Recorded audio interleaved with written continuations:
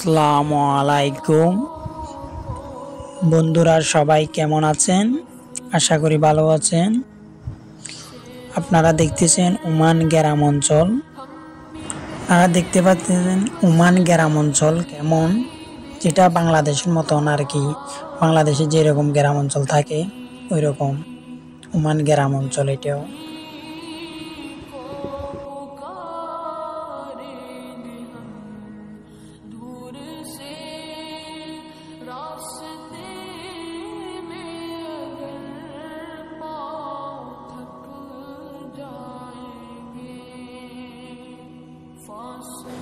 অনেক গরম পড়তেছে, ওই জন্য অনেক বেদিশা লাগতেছে।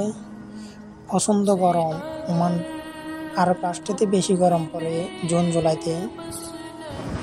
মনে হয় আগুনের তাপ যেরকম সামনে থেকে একদম খুব কাছ থেকে আর আগুনের তাপ লাগে যেরকম, সেরকম গরম পড়তেছে ওমানে। এখন চলতেছে জুন মাস, আর পাঁচটাতে জুন জুলাই অনেক গরম পড়ে, মারাত্মক গরম, যেটা আপনার গলা নাক দিয়ে রক্ত বের হয়ে যায়, এরকম গরম সহ্য করার মতন নয়। তো এই দর্শক বন্ধুরা, আপনারা সবাই আমাকে সাপোর্ট করবেন। অনেক কষ্ট করে ভিডিও বানাচ্ছি, অনেক গরম পড়তেছে, নিজের কাছে অনেক বিরক্ত লাগতেছে। আপনাকে আমাকে সাপোর্ট করবেন, আমি আপনাদেরকে সাপোর্ট করবো ইনশাল্লাহ। আপনারা সবাই জানাবেন ওমান গ্রাম অঞ্চল আপনাদের কাছে কেমন লাগলো, কমেন্টে জানাবেন।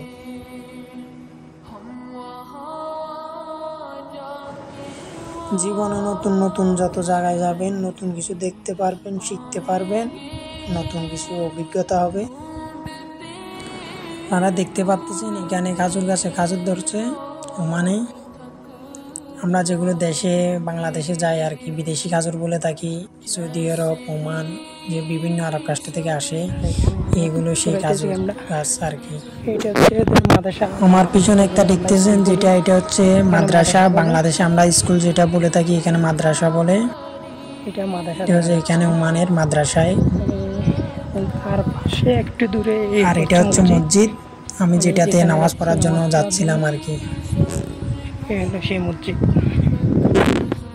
আরব রাষ্ট্র মসজিদগুলো অনেক সুন্দর, অনেক বড় বড় মসজিদ। এখানে মসজিদগুলো অনেক সুন্দর করে তৈরি করা হয়।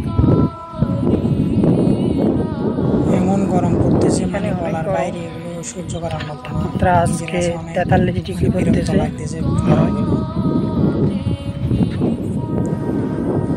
প্রবাসীদের কতটা কষ্ট সেটা একমাত্র প্রবাসীরা জানে, কত কষ্ট গরমের মধ্যে কাজ করে প্রবাসী ভাইয়েরা, সেটা তো সবাই বুঝে না। দেশের মানুষরা আসলে কিভাবে বুঝবে, যারা এখানে প্রবাসে আসবে তারা আসলে প্রবাসে কেউ না আসলে বুঝবে না প্রবাস কতটা ভয়ঙ্কর বা কতটা সুখ।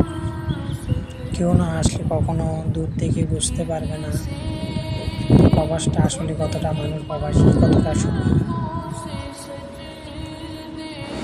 এই প্রবাসে না আসলে হয়তো আমি বুঝতে পারতাম না প্রবাসে আসলে কতটা সুখ আছে।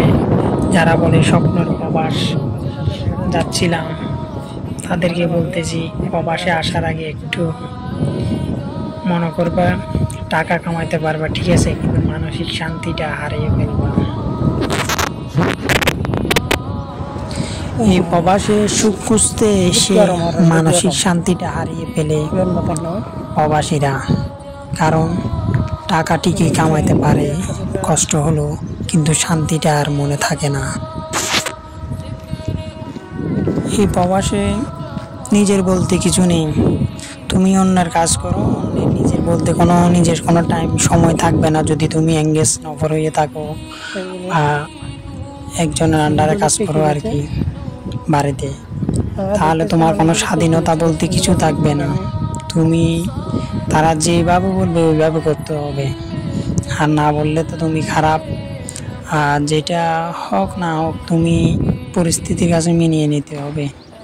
মানিয়ে না নিলে তো তোমার এখানে থাকা অসম্ভব, যতই কষ্ট হোক না কেন। এখন আপনারা দেখবেন ওমানি জুমা মসজিদের মসজিদ, আমাদের বাংলাদেশে এক ভাই, তার সাথে কথা বলবো, দেখতে থাকেন।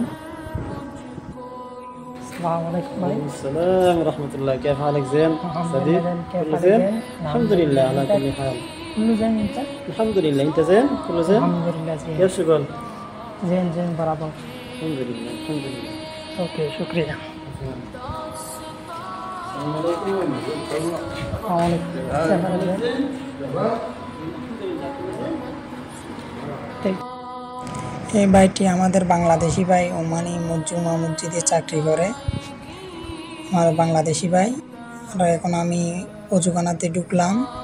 অজুখানাটি আধুনিক, অনেক সুন্দর,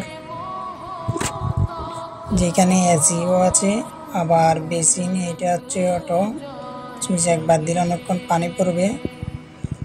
বেসিন আমার পিছনে দেখতেছেন যেটা, এটা বেসিন। এর বেসিনও আছে, গ্লাসও আছে। অনেক সুন্দর নতুন মডেলের অজুখানা, যেখানে এসিও আছে।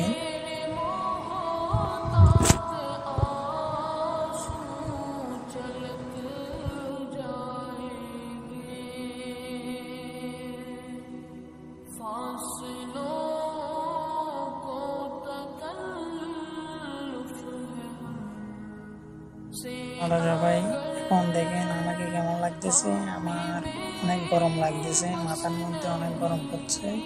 রোদে হাঁটে আসলাম, সেই জন্য একটু মাথাটা খুলে চুলগুলোকে ঠিক করে একখানা এসির বাতাসে বাইর বহুত গরম। মাথা ভিতরে ক্যাপ দিয়েছিলাম, বহুত গরম। আর তো গরমের তাপমাত্রা বেশি, এই কারণে এখন হাওয়া খাওয়াইলে ঠান্ডা মাথা একখানা কুল হইব, ঠান্ডা হইব, ভালো লাগবে, শান্তি লাগবে।